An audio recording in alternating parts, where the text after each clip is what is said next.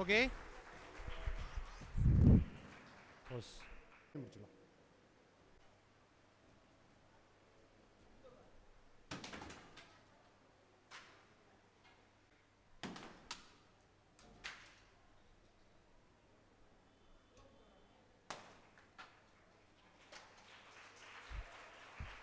கைத்தட்டுங்கப்பா, கைத்தட்டு, கைத்தட்டு சத்தமா.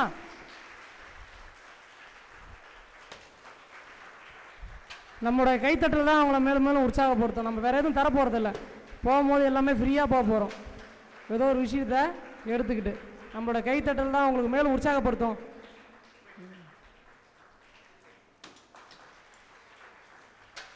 நீ தான்